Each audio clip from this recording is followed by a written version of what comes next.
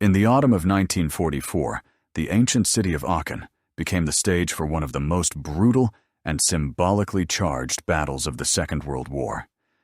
Situated just across the German border from Belgium and the Netherlands, Aachen was more than just another strategic point on the map. It was the first German city to face invasion by Allied forces.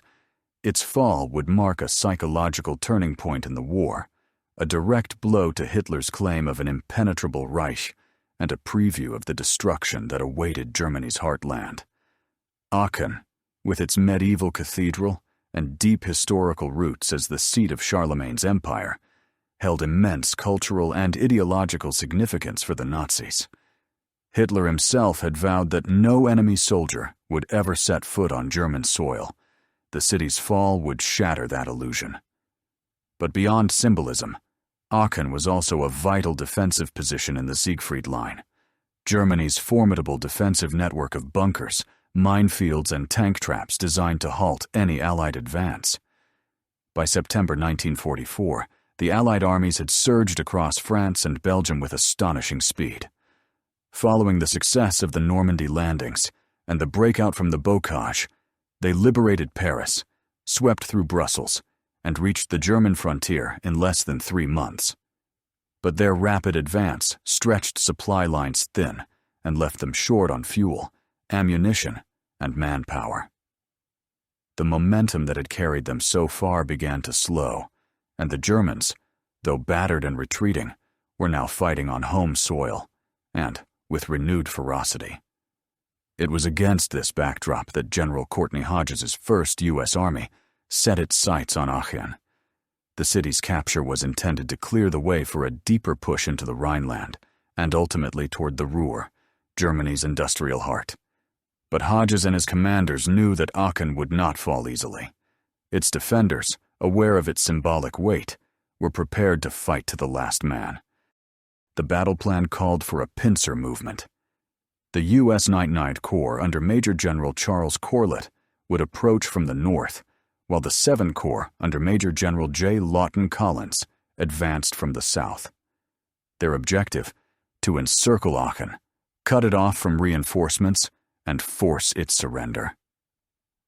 Initially, the plan was not to storm the city itself. The Americans hoped the garrison would capitulate once surrounded, but events would prove far bloodier and more complex. On September 12, 1944, the first probing attacks began. The American forces encountered the westernmost defenses of the Siegfried Line, known to the Germans as the West Wall. Despite Allied air superiority and heavy artillery bombardment, progress was slow and costly. The German defenses, though manned by understrength units and inexperienced Volksgrenadiers, were well constructed and deeply entrenched.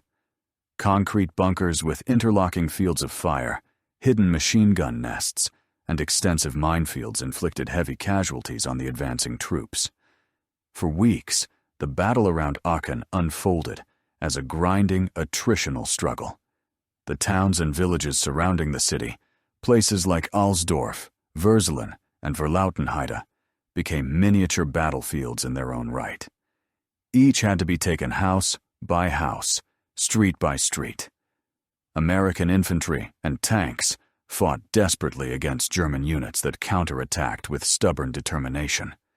The presence of elite formations, such as elements of the 1st SS Panzer Corps and the 3rd Panzer Grenadier Division, further stiffened the defense.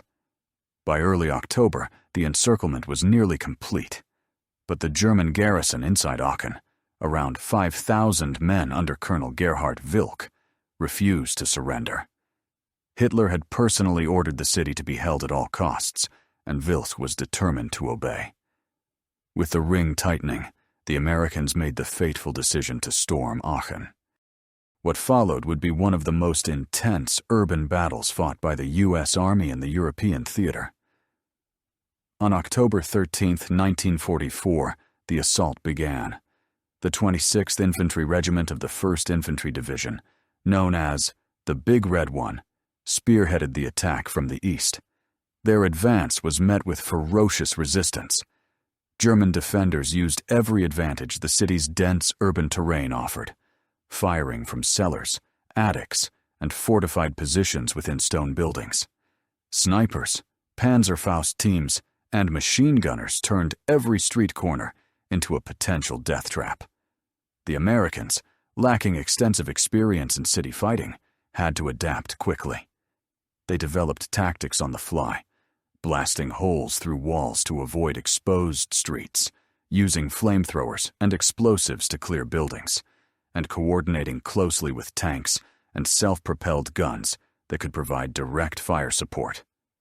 Artillery and airstrikes pounded suspected strong points, reducing entire city blocks to rubble. Yet the defenders clung on tenaciously. Civilians still trapped in Aachen added another layer of complexity. Many had refused or were unable to evacuate before the fighting began, and now thousands huddled in basements as the battle raged above them. The once proud city of Charlemagne was being torn apart, its historic buildings reduced to ruins in a matter of days.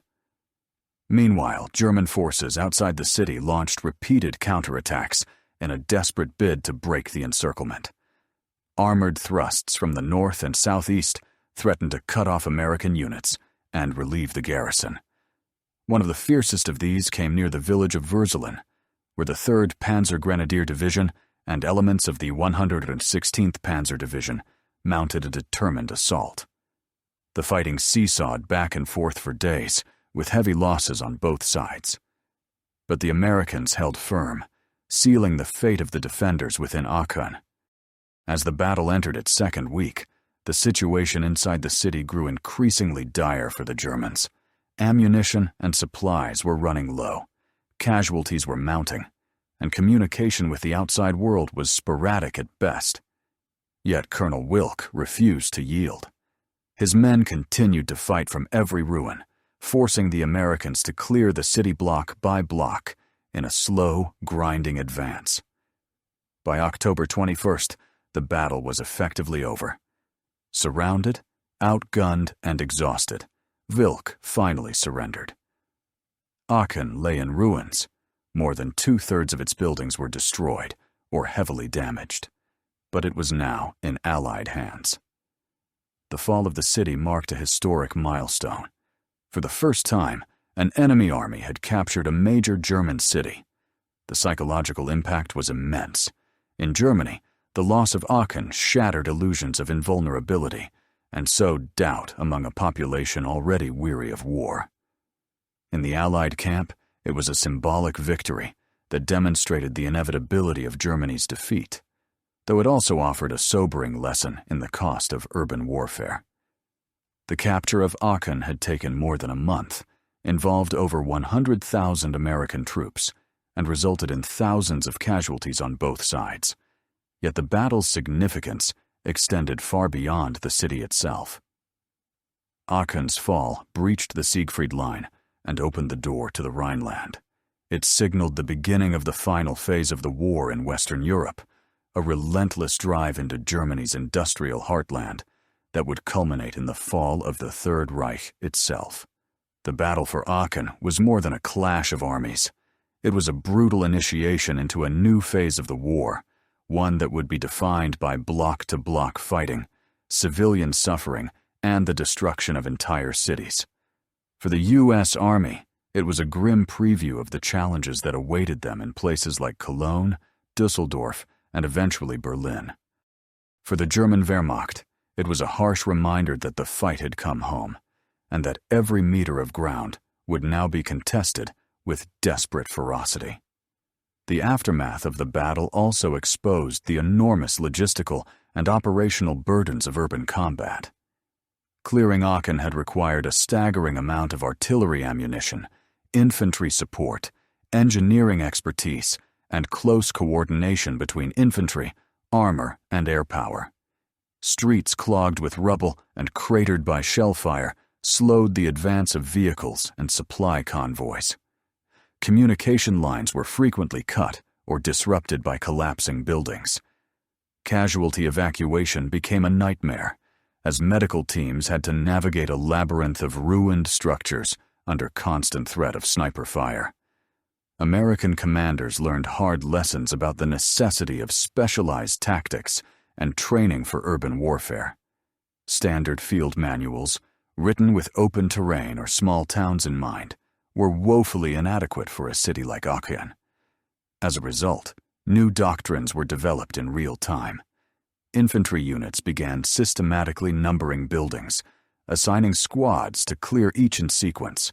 Engineers devised methods for quickly breaching walls and barricades. Coordination between tank crews and infantry became more sophisticated, with hand signals, radio codes, and prearranged fire plans becoming essential tools of survival. The German side faced its own set of challenges. The defenders of Aachen fought with determination, but they were ultimately outnumbered, outgunned, and outmaneuvered. Many were poorly trained Volksgrenadiers, Luftwaffe ground personnel, or hastily conscripted older men and teenage boys. Despite their lack of experience, they exploited every advantage the urban environment offered, turning basements into bunkers, sewers into infiltration routes, and church towers into observation posts. Morale within the city varied. Some soldiers fought fanatically, motivated by Nazi propaganda and fear of retribution. Others, disillusioned and exhausted, were simply trying to survive. Civilians, meanwhile, endured unimaginable hardship. With food and water scarce, many resorted to scavenging among the ruins. Entire families were trapped in cellars for weeks, listening to the roar of artillery and the rattle of machine guns above.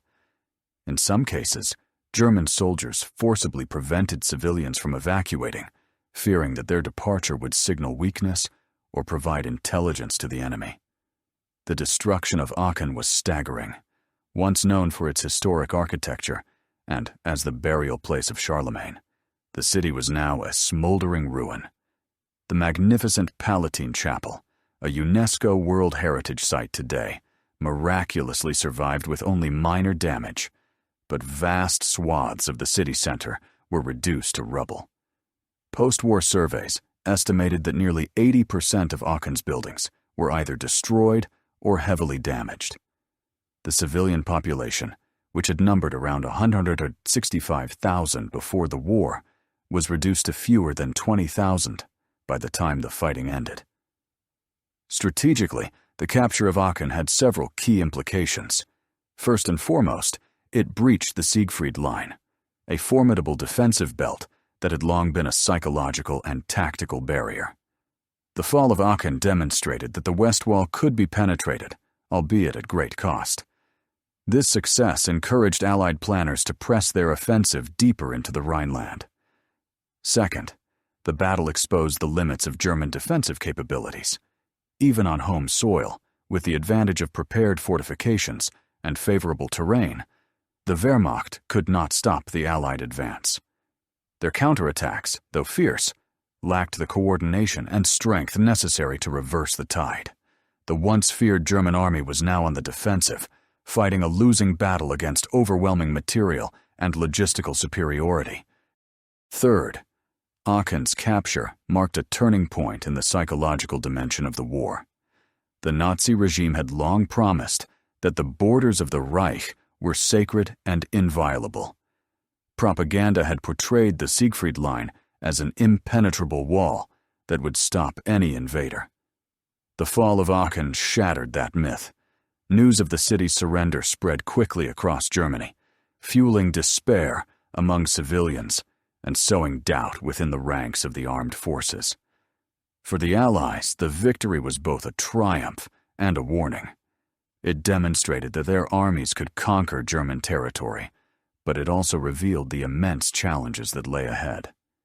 If taking a medium-sized city like Aachen required weeks of intense combat and thousands of casualties, what would it cost to capture the industrial cities of the Ruhr or the political heart of Berlin? The battle underscored that the final phase of the war would be long, bloody, and expensive. The American press covered the battle extensively, portraying it as a major milestone on the road to victory. Headlines proclaimed the fall of the first German city and highlighted the courage and sacrifice of U.S. soldiers. Yet behind the triumphant tone was a sobering reality. Aachen had fallen, but Germany was far from defeated. The Wehrmacht still controlled vast territory, and the winter of 1944-45 would bring some of the most desperate fighting of the entire war. Indeed, barely 2 months after Aachen's capture, the German army launched its last great offensive in the West, the Battle of the Bulge. The surprise attack through the Ardennes caught the Allies off guard and temporarily threatened their advance into Germany. Many of the units that had fought at Aachen were redeployed to the Ardennes front, where they once again found themselves locked in brutal combat. The resilience of German forces in that campaign served as a stark reminder that despite catastrophic losses, the Nazi regime was determined to fight to the bitter end. Yet the symbolic weight of Aachen's fall could not be undone. It remained a powerful symbol of Germany's weakening grip on the war and the inevitability of Allied victory. The city's capture also provided valuable intelligence and logistical advantages. With Aachen as a forward base, the Allies were able to launch operations deeper into the Rhineland, eventually crossing the Rohr and Rhine rivers and advancing toward Cologne, Düsseldorf, and the Ruhr. The German leadership, too, understood the psychological blow dealt by the loss of Aachen. In a rare moment of candor, Joseph Goebbels, the Nazi propaganda minister, acknowledged in his diary that the fall of the city had caused widespread alarm among the German population. He noted that the public, once confident in Hitler's promises of invincibility, was now gripped by fear and uncertainty. The illusion of the Fortress Reich had been irreparably shattered. For the soldiers who fought there, Aachen left an indelible mark. Veterans on both sides would remember the battle as one of the most intense and harrowing experiences of the war. American troops recalled the difficulty of fighting in a ruined city, where every building could conceal an enemy and every street could become a killing zone. German veterans spoke of the hopelessness of defending a city doomed by overwhelming enemy firepower and dwindling supplies. Many carried the scars, physical and psychological, for the rest of their lives. In the years after the war, Aachen's story became part of the larger narrative of Germany's defeat and post-war reconstruction. The city rebuilt itself from the ashes, preserving what remained of its historical heritage, while embracing modern architecture and industry. Today, Aachen stands as a symbol of resilience, a city that endured the worst of war and emerged to play a vital role in a united, peaceful Europe. Yet the ghosts of 1944 still linger in its streets and monuments. Memorial plaques and museums tell the story of the battle, the soldiers who fought and died there, and the civilians who suffered amid the chaos. The scars of artillery shells can still be seen on some older buildings. And in the collective memory of both Germany and the United States, Aachen remains a powerful reminder of the price of war, and the moment when the fight to defeat Nazi Germany truly entered its final, most brutal phase. To fully understand the significance of Aachen, it is essential to explore the broader context of the Allied advance in the late summer and autumn of 1944. After the breakout from Normandy and Operation Cobra, the Western Allies achieved one of the most rapid and sweeping offensives in modern military history. German forces were in disarray, retreating across France and Belgium in a chaotic withdrawal. Paris was liberated in August. Brussels and Antwerp followed in early September, and by mid-month, the Allies were approaching the German frontier. But the speed of the advance created new problems. Supply lines, stretched hundreds of kilometers back to the beaches of Normandy, were strained to the breaking point. Fuel shortages became chronic, limiting the mobility of armored divisions and mechanized infantry. Ammunition stocks dwindled. Bridges, roads, and railways destroyed by retreating German troops slowed the flow of supplies. For all their success, the Allies were reaching the limits of their logistical capabilities. It was during this critical period that debate arose among the Allied High Command over strategy. British Field Marshal Bernard Montgomery advocated a bold thrust into northern Germany through the Netherlands, culminating in Operation Market Garden, the airborne and ground offensive aimed at crossing the Rhine in a single stroke. General Omar Bradley, commanding the U.S. 12th Army Group, favored a broad front approach, steadily advancing along a wide front and overwhelming German defenses through attrition. General Dwight D. Eisenhower, Supreme Allied Commander, ultimately chose the latter strategy, believing it more sustainable given the logistical realities. Aachen became a key objective within this framework. Situated near the tri-border area of Germany, Belgium, and the Netherlands, it was strategically positioned as a gateway to the Ruhr industrial region, the heart of Germany's war production. Controlling Aachen would provide the Allies with a valuable foothold inside the Reich and enable them to threaten critical supply lines and industrial targets. Moreover, seizing the city would serve as a powerful psychological blow to Nazi Germany and demonstrate to both soldiers and civilians that the war was inexorably moving toward German soil. From the German perspective, Aachen was part of a broader defensive plan. The Siegfried Line, stretching more than 630 kilometers from Kleve on the Dutch border to the Swiss frontier, was intended to delay and bleed the Allied advance. Constructed in the 1930s and upgraded during the war, the line consisted of concrete bunkers, anti-tank obstacles known as Dragon's Teeth, minefields, and fortified artillery positions. Though not impenetrable, it was a formidable obstacle that could significantly slow an attacker, buying the Wehrmacht precious time to regroup and reinforce. Despite this, the German army in the West was in dire straits by September 1944. Many divisions were understrength, composed of exhausted veterans, poorly trained conscripts, and foreign auxiliaries. Equipment shortages were severe and fuel was scarce. The Luftwaffe, once dominant in European skies, was a shadow of its former self, unable to contest Allied air superiority. Yet German morale was not broken. Fighting on home soil imbued many soldiers with renewed determination, and Nazi propaganda portrayed the defense of the Reich as a sacred duty. The battle for Aachen reflected this paradox, a German army that was simultaneously weakened and yet fiercely determined to resist. Hitler's orders to defend every inch of German territory to the last man left commanders with little room for tactical withdrawal. This rigidity often led to catastrophic losses, but it also ensured that the Allies would face determined resistance in every city and village. In the case of Aachen, Colonel Gerhard Wilk and his men were expected to hold the city at all costs. Despite being outnumbered and surrounded, they fought with remarkable tenacity. Many positions were defended to the last bullet, and surrender was often delayed until the very moment resistance became impossible. Some German units launched suicidal counterattacks, sacrificing themselves to buy time or inflict maximum casualties on the enemy. The ferocity of the defense took a toll on the attackers as well. The 1st Infantry Division and the 30th Infantry Division, both veteran units with extensive combat experience, found Aachen to be one of their most difficult assignments of the war.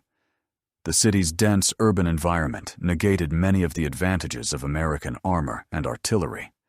Tanks, vulnerable to Panzerfausts and ambushes in narrow streets, could not advance without infantry support.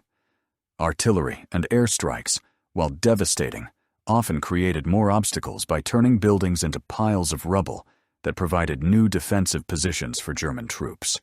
The fighting inside Aachen was often close and personal. Small unit engagements dominated the battle, with squads and platoons battling from room to room. Hand grenades, flamethrowers, and submachine guns were the weapons of choice. Smoke and dust reduced visibility to a few meters, and the deafening noise of explosions and gunfire created an atmosphere of constant disorientation. Communication was difficult, and coordination between units often broke down. In many cases, progress was measured not in blocks or streets, but in meters. The Americans also had to contend with booby traps and improvised defenses. German engineers had mined staircases, doorways, and cellars. Tripwires triggered hidden explosives, and sniper nests were often positioned to draw attackers into kill zones. Civilians, too, sometimes unwittingly aided the defense, either by providing shelter to German soldiers or by refusing to abandon their homes, complicating American operations. One particularly intense episode occurred at the Hotel Quellenhof, a luxurious pre-war establishment that the Germans had converted into a command post and fortress. The building, heavily fortified and defended by elite troops, became the scene of bitter fighting. American infantry assaulted the hotel repeatedly, using artillery, tank fire, and explosives to breach its walls. After several days of fierce combat, the defenders were finally overrun, but not before inflicting significant casualties. Such scenes were repeated throughout the city. Churches, schools, and public buildings were transformed into strong points. The city's medieval walls, though centuries old, provided surprisingly effective defensive positions. Even the rubble itself became a weapon, creating choke points and obstacles that slowed the American advance. Despite the hardships, American troops demonstrated remarkable resilience and adaptability.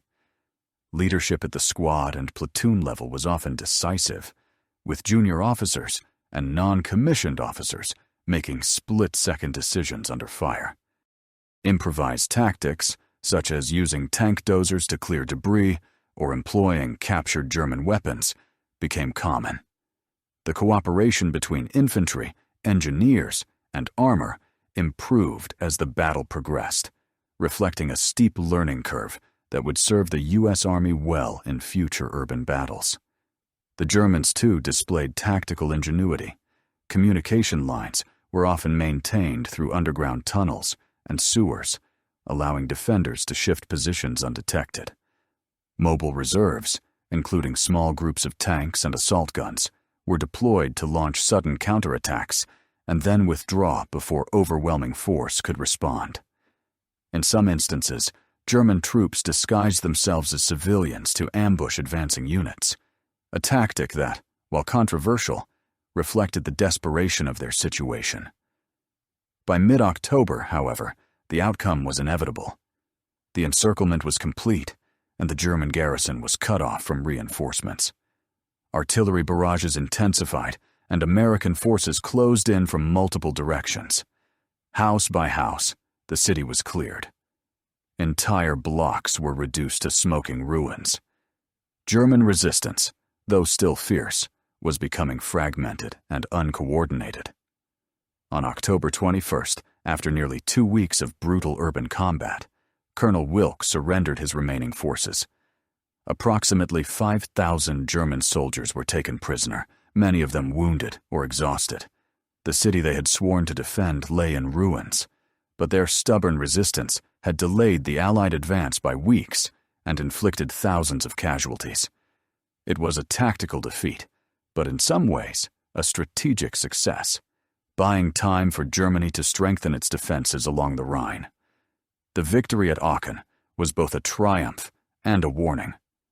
While the Allies had achieved a significant milestone by capturing the first German city, the cost of that achievement forced them to reconsider their expectations for the final phase of the war. The pace of the advance, which had been swift and decisive through France and Belgium, now slowed to a crawl. Urban combat, fortified defenses, and determined German resistance would define the months ahead. American commanders, including General Omar Bradley and General Courtney Hodges, conducted detailed after-action reviews to extract lessons from the battle. They recognized that future operations in Germany would require greater emphasis on urban warfare tactics, specialized training, and improved coordination between infantry, armor, engineers, and artillery. The days of rapid armored thrusts across open countryside were largely over. The road to victory now ran through cities, fortified, rubble-strewn, and heavily defended. One of the most pressing lessons was the need for combined arms cooperation. In Aachen, the most successful assaults were those that tightly integrated infantry and armor. Tanks provided direct fire support against strong points, while infantry cleared buildings and protected the armor from Panzerfaust teams. Engineers played a crucial role in breaching obstacles, clearing mines, and demolishing fortified positions. Artillery and air support, while invaluable, needed to be precisely coordinated to avoid friendly fire incidents and to ensure maximum effectiveness in the dense urban environment. Intelligence also became a critical factor. In Aachen, American forces often advanced with limited knowledge of the enemy's positions, leading to costly surprises. Going forward, reconnaissance, including aerial photography, prisoner interrogations, and civilian reports, would be essential for planning operations. Psychological warfare teams also began playing a larger role, broadcasting surrender appeals and attempting to demoralize German defenders before assaults began. The battle had profound implications beyond the military sphere as well. It signaled to the German population that the war had reached their doorstep. Until then, most Germans had experienced the conflict primarily through bombing raids, rationing, and distant casualty reports. Now, for the first time since 1814, foreign troops were occupying German soil. The psychological impact was immense. Many civilians were terrified, uncertain of how they would be treated by the advancing armies. Nazi propaganda intensified its efforts, portraying the Allies as barbaric invaders, intent on enslaving the German people. But the reality on the ground was more complex. American forces in Aachen, while focused on their military objectives, also faced the enormous challenge of administering a captured city. Military government units were quickly deployed to establish order, distribute food and medical aid, and begin the process of restoring basic services. They faced a population that was traumatized, distrustful, and often resentful. Some civilians cooperated readily, seeing the Americans as liberators from a collapsing Nazi regime. Others clung to Nazi ideology, refusing to acknowledge defeat even as their city lay in ruins. The presence of civilians also complicated the occupation. Thousands were homeless, and disease threatened to spread in the overcrowded shelters and cellars where survivors had taken refuge. Infrastructure was in shambles. Water and sewage systems were damaged, electricity was unreliable, and transportation networks were virtually non-existent. The U.S. Army had to balance military priorities with humanitarian responsibilities, all while preparing for the next phase of the offensive. On the German side, the fall of Aachen prompted soul-searching and recriminations within the high command. Hitler, furious that the city had fallen, blamed local commanders for incompetence and defeatism. Colonel Wilk's surrender, though militarily inevitable, was portrayed as an act of betrayal. In private, however, senior officers recognized that the defense of Aachen had been doomed from the start. The forces available were simply too weak, the logistical situation too dire, and the enemy too powerful. The best they could achieve was to delay the inevitable, and in that sense, they had succeeded. The propaganda value of Aachen's defense was nevertheless exploited to the fullest. Nazi media portrayed the defenders as heroes who had fought valiantly against overwhelming odds. Their sacrifice was held up as a model for all Germans, a call to resist the invaders with every means available. This messaging would underpin the regime's strategy for the final months of the war, a total war fought in every village, every street, every home. For the Allies, Aachen became a powerful symbol of progress and perseverance. Newspapers across the United States and Britain hailed the city's capture as a major step toward victory.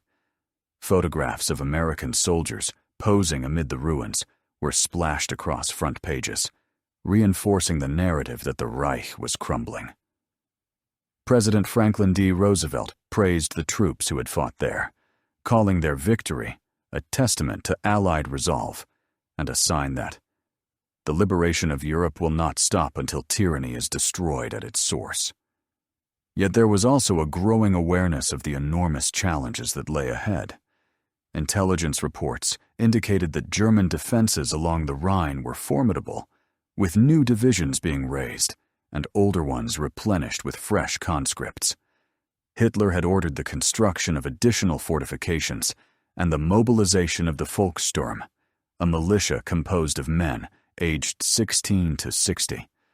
These measures, though desperate, underscored the regime's determination to prolong the war.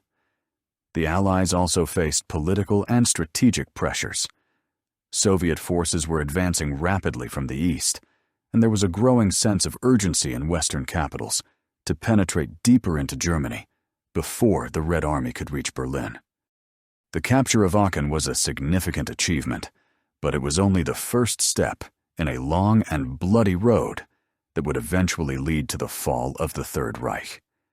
In the weeks following Aachen's surrender, Allied forces prepared for their next objectives. Operations were launched to secure the Roer River and to push toward the Rhine. Cities like Düren, Jülich, and Cologne became the next targets, each presenting its own set of challenges. The lessons learned at Aachen about urban combat, logistics, and civil administration would prove invaluable in these future campaigns. Meanwhile, Aachen itself began the slow process of recovery.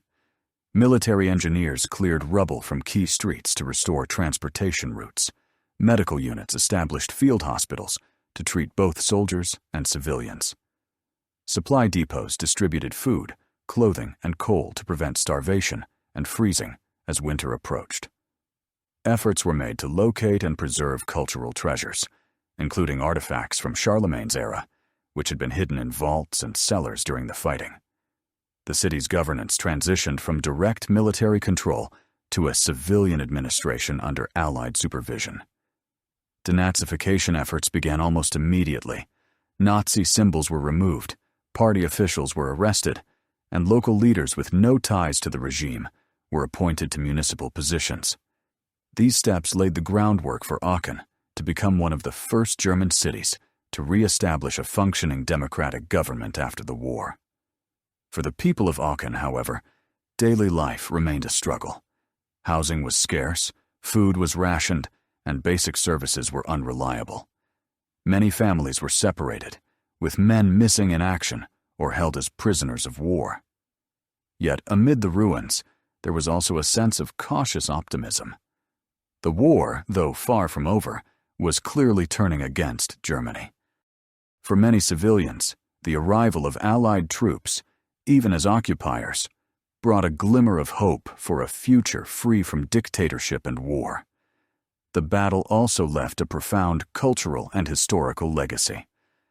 Aachen's status as the burial place of Charlemagne, the man often regarded as the father of Europe, gave the city a unique symbolic weight in the post-war era. The idea that the first German city to fall was also the cradle of medieval European unity resonated deeply. It suggested that from the ashes of Nazi tyranny, a new Europe could emerge, one founded on cooperation, democracy, and peace. The transformation of Aachen from a symbol of Nazi defiance into a symbol of renewal was not immediate, nor was it easy. The city's reconstruction was a long and arduous process that spanned decades, requiring not just physical rebuilding, but also a reimagining of identity. Yet even in the midst of destruction, there were signs that a new era was beginning, one in which Germany would ultimately reconcile with its past and rebuild its place in Europe.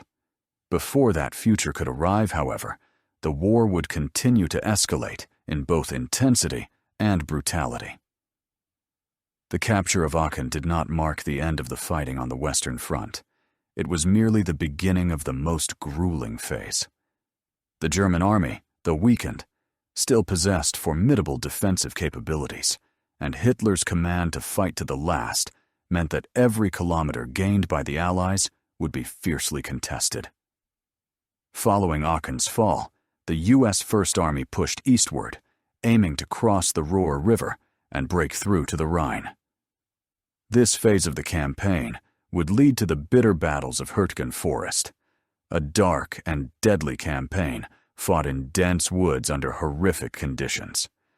There, the tactical lessons learned in Aachen were tested in a radically different environment, one where urban combat was replaced by trench-like warfare among trees, minefields, and hidden bunkers. The Battle of Hürtgen Forest, lasting from September 1944 to February 1945, became one of the costliest and most controversial campaigns of the war for the U.S. Army. The dense terrain nullified much of the Allies' technological superiority, while the Germans exploited every natural and man-made advantage to slow the advance. Casualties were staggering, and the psychological toll on the troops immense. It was a grim reminder that the path to victory, even after Aachen, was far from straightforward. Meanwhile, in the north, the failure of Operation Market Garden in September had dashed Allied hopes for a rapid end to the war. The attempt to seize a series of bridges over the Rhine in the Netherlands ended in disaster, with thousands of paratroopers killed, wounded, or captured. The setback meant that the Allies would have to breach Germany's western defenses the hard way, city by city, river by river, and forest by forest. Despite these challenges, Aachen remained a critical foothold. Its capture provided the Allies with a staging area for future operations and a secure logistical base close to the front lines. Roads and railways radiating from the city facilitated the movement of troops, supplies, and equipment. Its airfield supported tactical air operations, while its proximity to the Rhine made it an ideal launching point for the final push into Germany's industrial heartland. The importance of Aachen was not lost on the German High Command either. In the months following its fall, they launched several counteroffensives aimed at disrupting Allied operations in the region. The most ambitious of these was, of course, the Ardennes offensive, known to the Allies as the Battle of the Bulge. Beginning in December 1944, the German attack sought to split the Allied front, capture Antwerp, and force a negotiated peace. The offensive caught the Allies by surprise and initially achieved significant gains. But by January 1945, the German advance had stalled, and the counteroffensive was decisively repelled. The failure of the Ardennes offensive exhausted Germany's remaining strategic reserves and marked the beginning of the end for the Third Reich. The stage was now set for the final Allied offensives into the heart of Germany, operations that would ultimately lead to the fall of the Rhine cities, the encirclement of the Ruhr, and the collapse of Nazi power. For the soldiers who had fought at Aachen, the experience left deep and lasting impressions. Many described the battle as their first true taste of the challenges they would face inside Germany. Veterans recalled the intensity of the urban combat, the resilience of the German defenders, and the devastation wrought upon the city. Some spoke of the profound psychological shift that came with fighting on enemy soil, a sense that the war had entered its final chapter, and that victory, though still distant, was now inevitable. Letters and diaries from American soldiers reveal a complex mix of emotions. Pride in their accomplishment was tempered by grief for fallen comrades, and horror at the destruction they had witnessed. Many expressed sympathy for the German civilians they encountered, people who, like themselves, were caught in the machinery of war.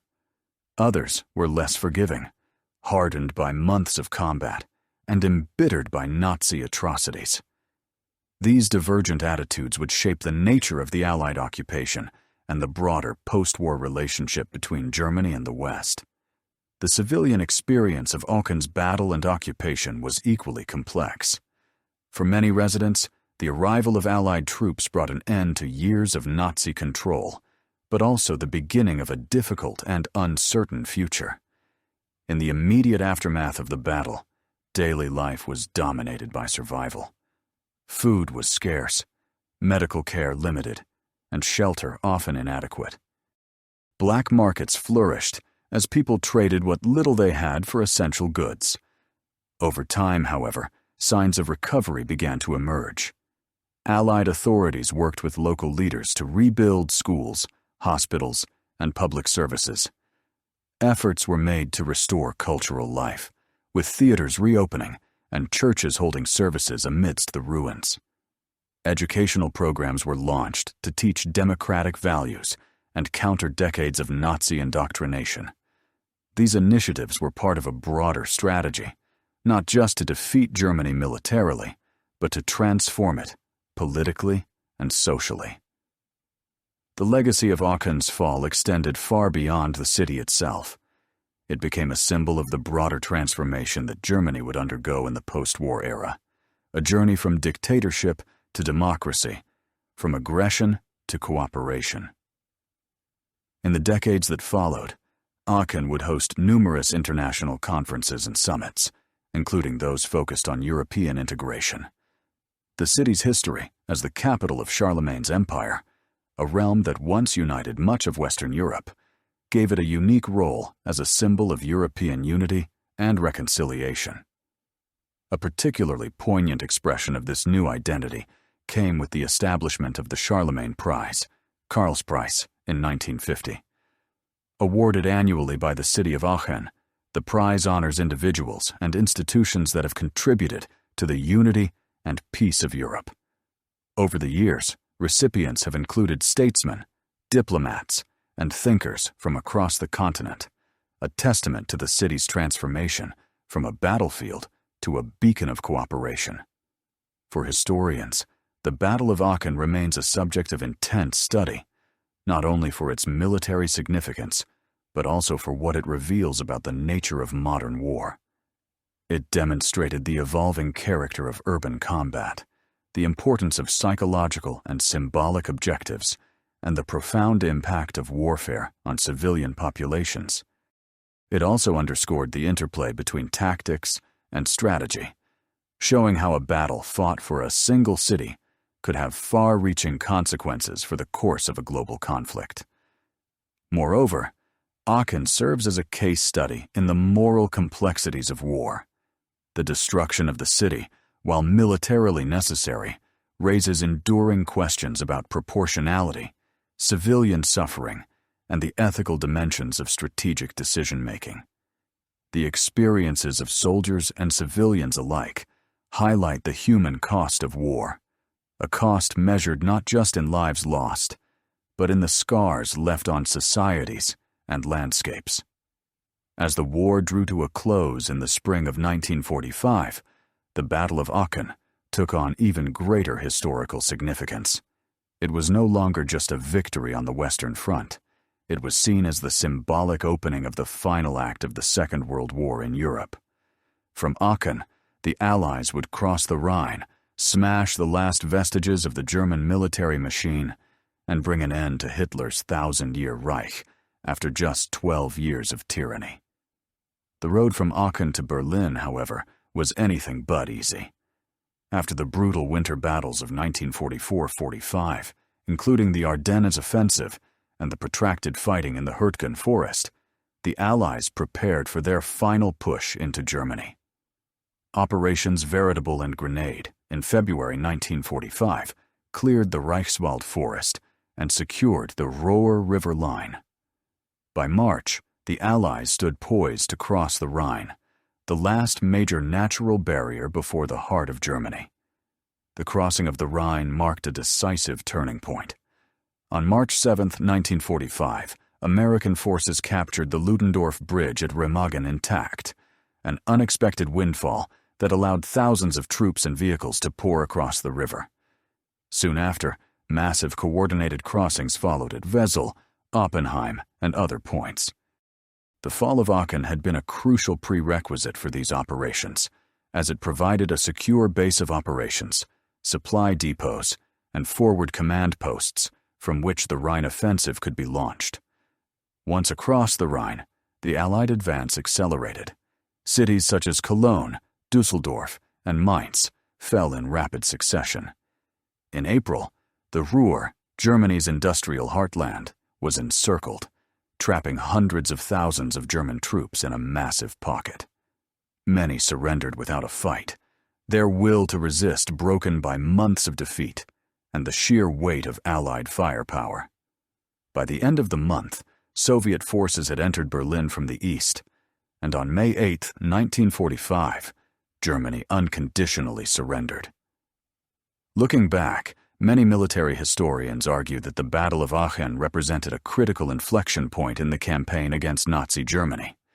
It was the first true demonstration that the Western Allies could overcome prepared German defenses on their own soil. It shattered the myth of the impenetrable West Wall and showed that even fanatical resistance could not stop the inexorable Allied advance. It also revealed the challenges of the final campaign, challenges that would define the battles to come. One of the most important lessons was the increasing significance of psychological warfare. Aachen showed how deeply symbolic objectives could shape military strategy and public perception.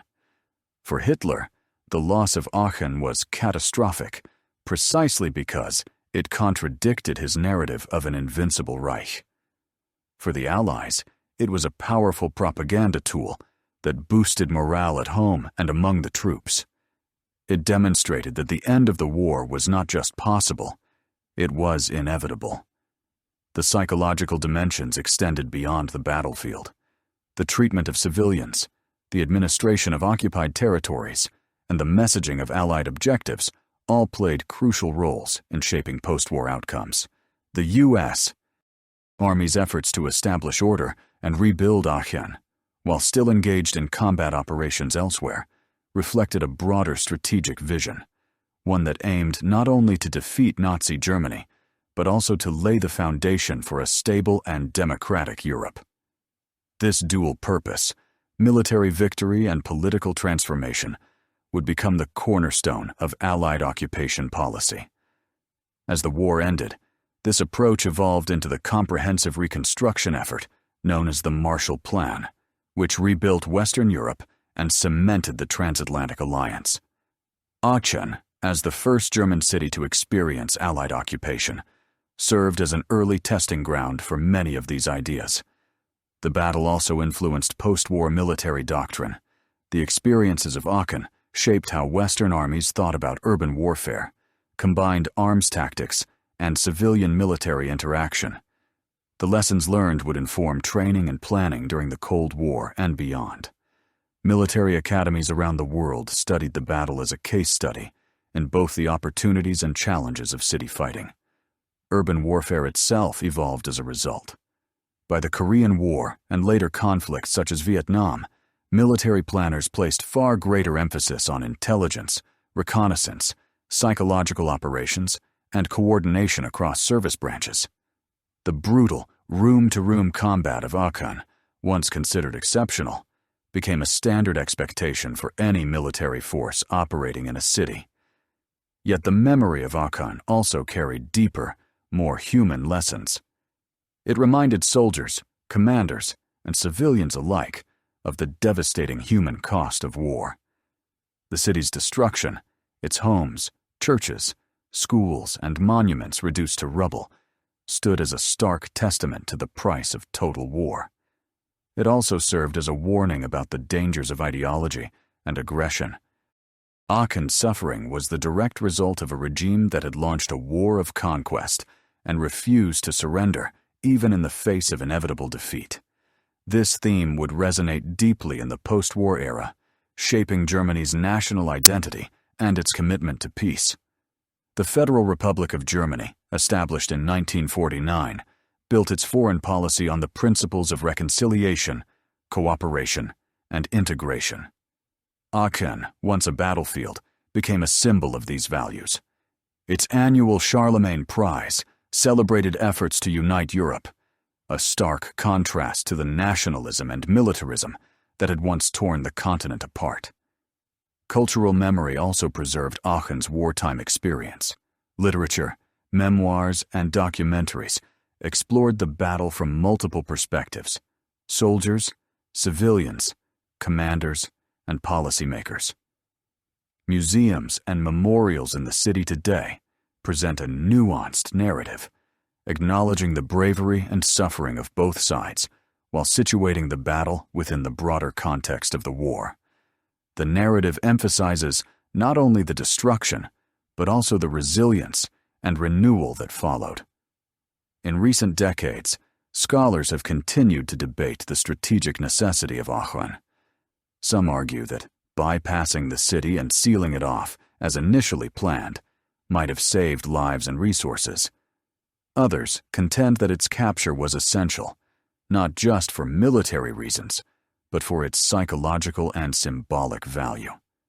Most agree, however, that once the decision was made to take the city, the operation was conducted with determination and adaptability, demonstrating the evolving sophistication of Allied strategy. There are also ongoing discussions about the ethics of the battle, particularly the use of heavy artillery and air power in a city with a civilian population. While such tactics were standard practice during the war, they raised difficult questions about proportionality and civilian protection that remain relevant in modern conflicts. The destruction of Aachen, like that of Warsaw, Stalingrad, and other cities, continues to inform debates about the conduct of urban warfare and the responsibilities of occupying powers. Ultimately, the Battle of Aachen stands as a microcosm of the Second World War itself. It was a clash of ideologies, a test of military innovation, a human tragedy, and a turning point in history. It combined the strategic with the symbolic, the tactical with the political, the destructive with the redemptive. Its legacy is not confined to history books. It lives on in the institutions, alliances, and values that define the modern world. As one walks through Aachen today, it is difficult to imagine the scenes of devastation that once unfolded there. The city has been rebuilt, its streets bustling with life, its historic cathedral standing once again as a beacon of culture and faith. Yet beneath the surface, the memory of 1944 lingers, in memorial plaques, in the stories passed down through generations, in the very stones of the rebuilt city. Aachen's journey, from imperial capital to battlefield to symbol of European unity, mirrors the trajectory of Europe itself in the 20th century. It is a story of destruction and renewal, of war and peace, of hatred and reconciliation. And at its heart lies a battle that, though fought over a single city, helped shape the destiny of an entire continent. The enduring legacy of the battle for Aachen extends beyond the historical record. It continues to shape our understanding of conflict, resilience, and the human capacity for both destruction and renewal. It is a story told not only in military academies and history books, but also in the collective memory of nations and the lived experience of those who survived it. For the people of Aachen, the scars of 1944 became part of the city's identity. Survivors rebuilt their homes and businesses from the rubble, determined to restore a sense of normalcy and dignity. Churches were reconstructed stone by stone, schools reopened in makeshift buildings, and families reunited amid the chaos of a war-torn continent. The process of rebuilding was not merely physical, it was emotional and psychological as well. Reconciliation with the past and with the former enemy was a necessary step toward healing. This spirit of reconciliation would define post-war Europe. The former adversaries of 1944, Germany, France, Britain, and the United States, would go on to forge alliances that reshaped the world order.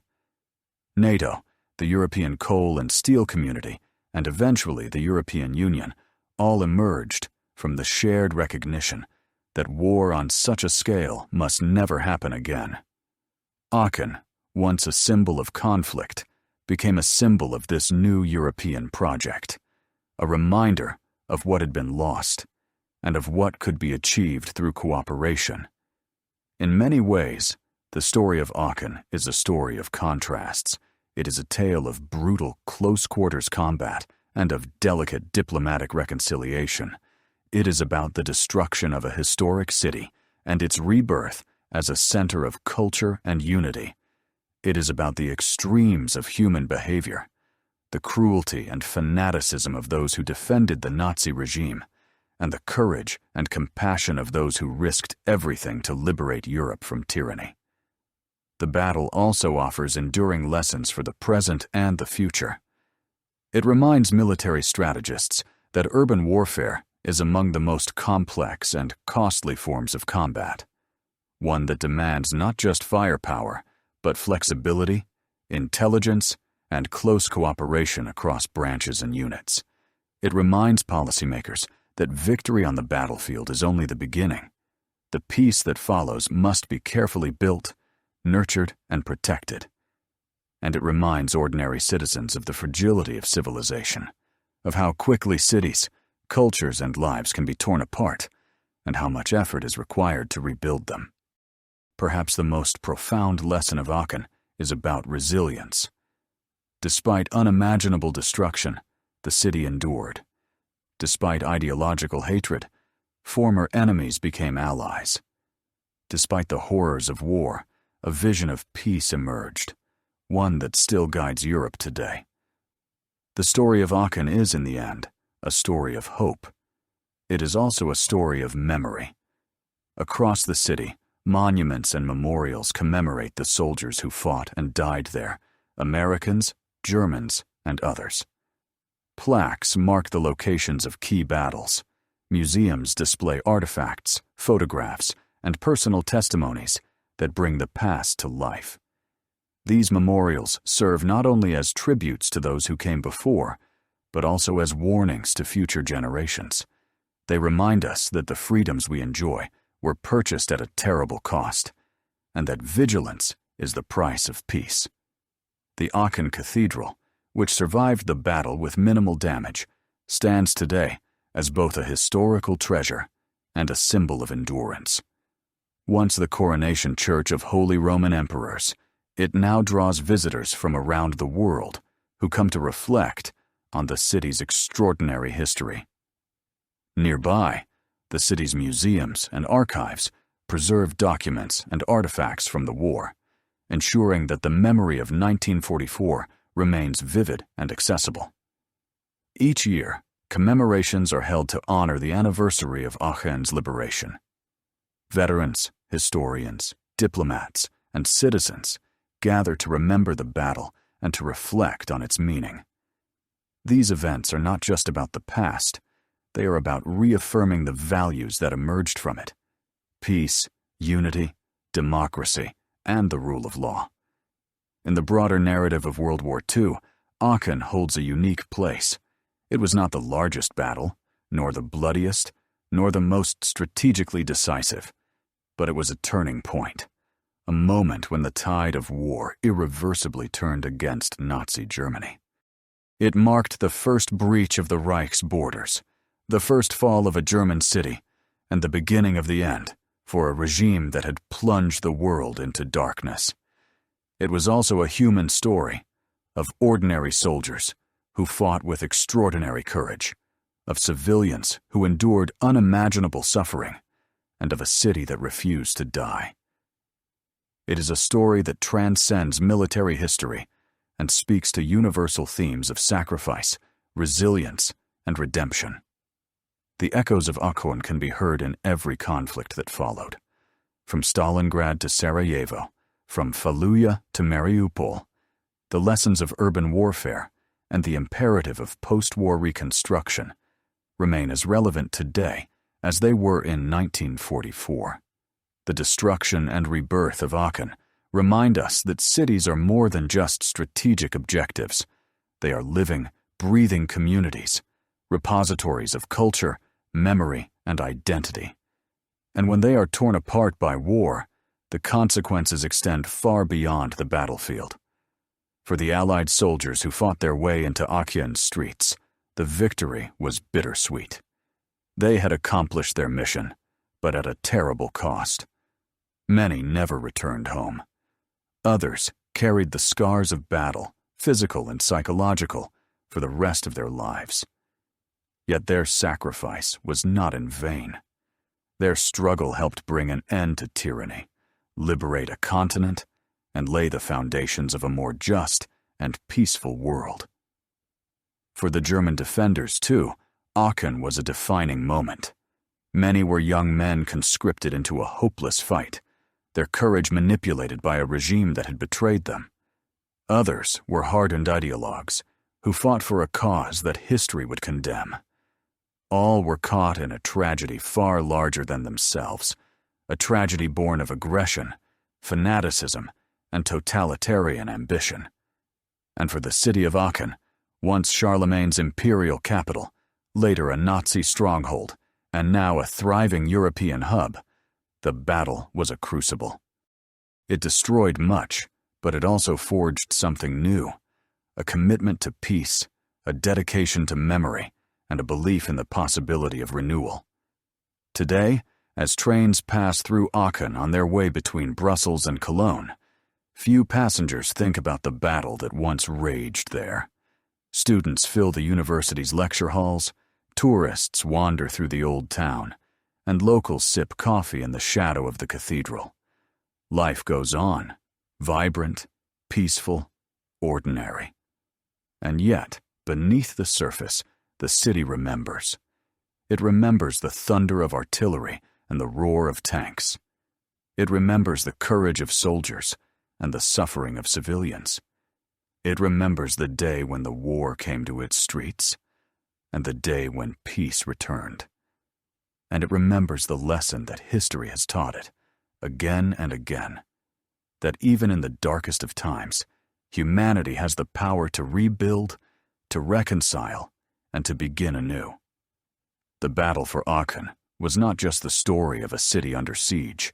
It was the story of a continent at a crossroads, of a world fighting for its future.